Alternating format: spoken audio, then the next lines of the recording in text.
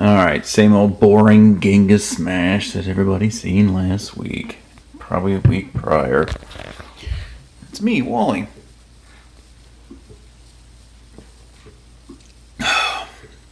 Tuesday night. Tomorrow's Homebrew Wednesday. Wednesday. Ow! Okay. I got a long one today. A long one this week, so I'm gonna apologize. But I'll try to make it short. Got some video to watch. Yeah, I got that. I got a beer in there, so we'll talk about what that is and some other stuff. Let's go. All right, guys. Man, it's bright. Let's see what light is that. Oh, it's a reflection off the back of that. Let's see if that is that better. Is it better? Okay. So, I bought this on. I think I bought this Cyber Monday. Actually, I bought it yesterday. That's a little too dark in here, isn't it? Fuck. Well, I guess we'll just have to put up with the glare, right? This is a bunch of shit. It's a bunch of crap. It's a bunch of crap. Whoever did the lighting down here, you can suck it. Get the fuck out of here. Anyway. So, got off work Wednesday. Of course, Thursday was Thanksgiving. Hope everyone had a great Thanksgiving. So then Friday, I brewed the stout. I finally brewed the stout. Then Saturday afternoon, I was watching the Ohio State game, and halftime I said, "Fuck it, I'm gonna go ahead and brew again." So I brewed the Kvike IPA. It's basically the same. It's the exact same grist that I've been brewing the last, I think, 3 or 4 IPAs. Ever since I started using this electric system, it's the same grist. It's 13 pounds of a 2-row, a pound 4 ounces of oats, which is the big canister. It's a half of that, and a pound of copper malt. So that's it. This time the hops were Galena at 60. And that was 0.97 of an ounce. 97 ounce, whatever, it doesn't really matter. Then Azaka and Brew 1 at 15 minutes, and those are 0.9 each. Then for Whirlpool, I had Citra and Mosaic. So, yeah, and that's getting fermented out with the Kvike, Hornadol, I think. I'm probably mispronouncing it, but anyway. So that's that. I did the stout. It's fermenting out with USO5. The stout started out at 1075. IPA's 1070. So yeah. So really, that's. I'm gonna try to keep this portion of this short. I did move. I got my hood rearranged. I did that yesterday. I've got video how I did that. I don't have any video of the stout brew day. I've got video of the IPA brew day. The IPA is down to about ambient temperature. I pitched the yeast at 80. By the time it really took off, the day after that morning, it was down to mid-70s. So, lost some temperature. But I didn't want to put it in the fermentation chamber because it's got stout in there, and I didn't want it to be that hot. But when I do this again, I'm probably going to brew it by itself, not have 2 beers going at the same time. So I'll put it in the firm chamber and set the temperature to about 80 and let it go.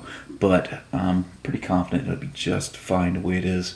So, let's see. Really, that's all I got. I don't really have a whole lot going on. I didn't buy any goodies, so I don't really have anything coming. I got to get a couple more beer mails out either this week or next. But anyway, I'm gonna say cheers, and I'll see you guys later. Hopefully. You guys don't fall asleep, because this is probably going to be probably a good 20 minutes, maybe, of all this. God, I feel like I'm rushing through things and forgetting to talk about something. But anyway, yeah. All right, fuck it. I guess if I remember it, I'll throw another clip of me yabbering. So anyway, guys, peace and cheers. I remembered. Remember what I was doing. I got a little thirsty brewing the IPA, so I finished the keg. My grisette is gone. That was going down super easy Saturday afternoon. But talk to you about the stout. The stout is basically it's kind of a jacked up version of the Rogue Shakespeare stout. When I went and bought the specialty grains, because I keep base grains here, so I didn't use Maris Otter because I don't have Maris Otter here, so as a base grain. So I went and bought the other base grain, the other specialty grains, and so I got the chocolate malt, I got the roasted barley, but they did not have, I think it was Crystal 120. So I subbed out the Crystal 120 for Special B, which I enjoy Special B. I like Special B a lot. So yeah, that's what I subbed out for. Last time I brewed this beer, I used all Amarillo hops, just because I didn't have what the recipe called for, so I had Amarillo, so I just subbed out, for the IBUs that I needed. So this time, I didn't have any Amarillo, and I had some Chinook laying around, so now I've got 2 ounces of Chinook in it. The same IBU level, but 2 ounces of Chinook. So that's basically what I missed. So that's it. It's roughly based on the Rogue Shakespeare stout, but it's kind of been bastardized and rebrewed now, and it's just kind of its own thing. But still kind of that probably 90% base of the Shakespeare stout. So yeah, that's what I forgot. So I know I remember it. It just a matter of time. All right, guys. This time I'm not coming back. Cheers. All right, here's the grist for brew number 2 during the Thanksgiving extended weekend. So that's 13 pounds of two-row and a pound of copper malt. So I did do grain conditioning. So I added more water than I did yesterday, which I did brew a stout yesterday. There's no video footage, but then I did add a lot of water yesterday, so I'm kind of easing, getting my toes wet, as you might say. But anyway, sorry for beer number. All right. Oh man, after a little bit of drama, I got a pound, 4 ounces of flaked oats in the grist, and I only put 5 gallons of water in the mash water. So yeah, I think it was running off real slow. I even put a pound of rice hulls in there. And not flakes but hulls, and it's still running off slow, so I went ahead and I transferred a gallon of water out of my HLT into the mash tun. So the temperature wasn't coming up, it was barely running. So anyway, the temperature's back up now, and yeah, everything seems to be running pretty good. So it's starting to clear up, but anyway, a little bit of drama, but I'll take it. Alright, so I'm almost done with my sparge. I've got just about 6 gallons in here, so I need to collect a couple more gallons, and I'll go ahead and brew. I've already started my temperature climb, so it's coming up to 200. So yeah, I've got a little water showing, but it's probably a little bit more water in there than I need. But anyway, alright guys, so yeah. I'm going to use the Kvike yeast for this. The Citra, Mosaic, Brew 1, and the Azaka hops today. So, all cheater hops. But anyway, it's going to be pretty good. I'm going to, once I get done boiling, I'm going to circulate this after my whirlpool and get it down to about, I don't know, mid-80s. Then probably go ahead and transfer to fermenter and let it go from there. Yeah, don't quite know what I'm doing. It's not, pitching at 90 degrees, pitching at 80 degrees is not something that you've been taught over all these years. But anyway, we're going to do it, and we're going to follow it. All right, just got through hot break. So I've got 0.9 ounces of Galena in there for bittering. That's my 60-minute edition. So nothing else until my 15-minute edition, which is it's going to be Azaka and Brew 1. So I'm brewing it 65% of my power today. Did it yesterday with my stout, so I'm going to try that. And yeah. So that's what I'm fermenting with. So any questions, we'll just refer back. Look at the manufacture date on that, 11/18 of 18. So it's pretty fresh. So anyway, all right, guys, I thought I'd pop that in there and show you what I'm doing. So I think I've already discussed the plan. I know I've discussed the plan, but I'm gonna chill down to about the mid 80s, pitch it, let it go, because I'm scared and doing it for science all at the same time. All right, we're whirlpooling, and this thing smells pretty good. It smells like orange. It's got a lot going on. Yeah, which I expected, because I love late editions. I like a 60-minute charge, then let it go until 15, then a big dump at 0. It's got a really nice hop smell right now. Hopefully it sticks out through the fermentation, which I've showed you guys the yeast already. So anyway, I got about 25 minutes left in the whirlpool, and whirlpooling at 170. So yeah, everything's pretty good. Pretty good. All right, I'm oxygenating. So without that oxygen, that's why you're not really seeing a whole lot of activity in there. So I'm just kind of letting it trickle in there. But anyway, yeast is pitched. I think I pitched about just below 90, so it's about 87-ish, 88-ish. I'll get a little bit of short picture video later. So that's pitching temp. Probably pitch it, but let's see, the thermal well and stuff still not quite warm.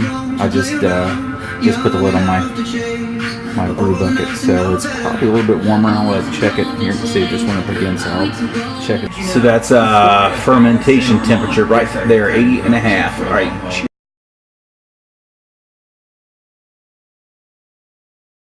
All right, I'm home alone, so decided to go ahead and move my hood. So I moved it back 10 inches. So I've got some framework here holding it up, so I can just slide it back. So I've got the vent off, and I've got all that stuff off. So yeah, I've got everything dismantled to the point where I just built this simple frame, and yeah, you can see it's pretty sophisticated. But anyway, so that thing's holding it up. I pushed it back 10 inches. You see that blue line? That's where the beginning was.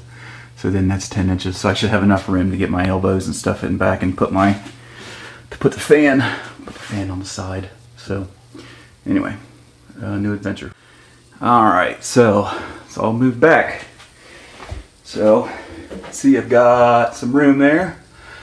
Should be plenty of room for me to get the elbow in there, a 90. Then I've got a piece of duct work I need to run out, then 90 forward and put a hole right there. So everything's secure, everything's in there. So yeah, you can see right now it pretty much covers the pots.